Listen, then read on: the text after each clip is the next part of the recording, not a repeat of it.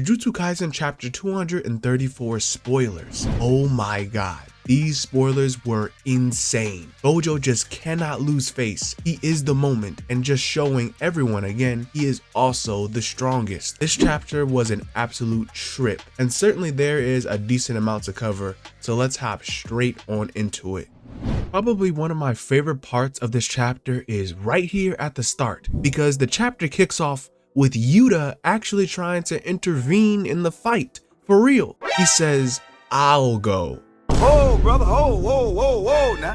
And Kashimo checks him real quick. "Don't interfere. At least you're not next." You see, me personally, if I was second only to Gojo, I wouldn't let anyone talk to me like that. But that's just me. For real though, Yuda and Kashimo are locked in. These boys want all the smoke. Kashimo really told Yuda to sit down. This ain't his fight. And for the first time in a long while, Yuda has my full attention, because he ain't effing around with Kashimo, and they face off. Oh man, I love that. Because I like it. Hell, I love it. I need more of that ASAP. This gets serious.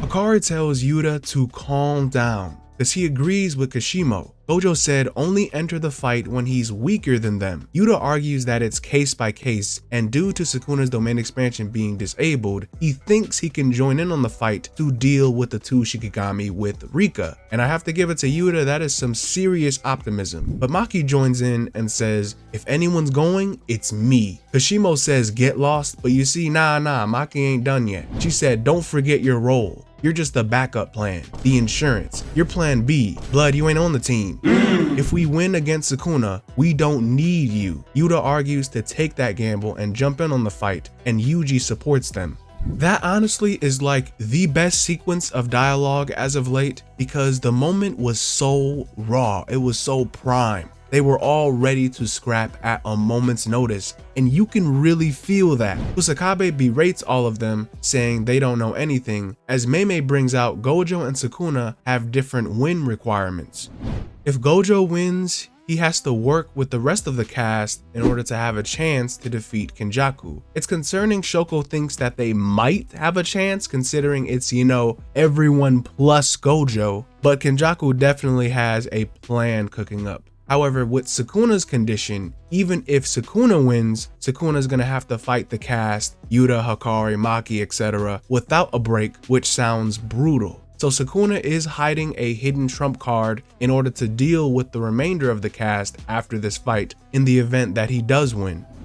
They even name drop Uroume and call them a monster, so that's just even more nonsense to deal with on top of everything else. But the ideal circumstances for winning is Sukuna not being able to give it his all and Gojo at his best without any hindrance. So it sounds like this hidden trump card is when Sukuna is at his best, but there is still more to explore with Sukuna. I'd like to point out that we still do not know what this trump card is. It could be more of Shrine, Yorozu's gift, or some more Ten Shadows nonsense. So keep that in mind, knowing that Sukuna is hiding his best hand other than Mahoraga, and Gojo may actually draw it out of him. Kashimo points out that it is lame for them to interfere with Gojo's battle, and it seems like there is a clash in mentality between Kashimo and the rest, but I agree with Kashimo because I always wanted Gojo to take this fight solo regardless.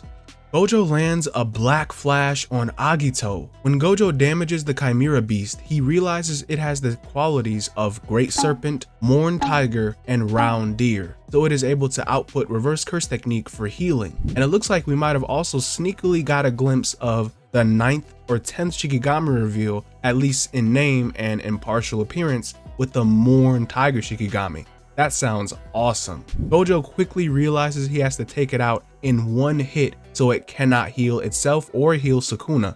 Sukuna is now hiding in the shadows and planning, and he is worried about Gojo's hollow purple attack because when he was hit by the attack before with a 200% purple, he was over 4 kilometers away and was able to take the attack by only losing his arms because of the distance. But in Sukuna's current state, he isn't in the best condition, and even a 100% output purple is enough to kill Sukuna. So finally, after this long in the fight, we actually get to know how Sukuna survived purple. Sukuna then talks to Mahoraga and tells it that you're my shadow. not Megumi Fushiguro's, and urges it to show him what he's got. Maharaga's wheel then spins, and shockingly, Makora somehow imprinted on Sukuna's curse technique, and Maharaga was able to make his slashes fly like dismantle and cleave, and it manages to take Gojo's whole arm off. Gojo's reverse curse technique output is much too low now, and Sukuna takes this opportunity to jump him, and now he finally lands a real direct hit on Gojo.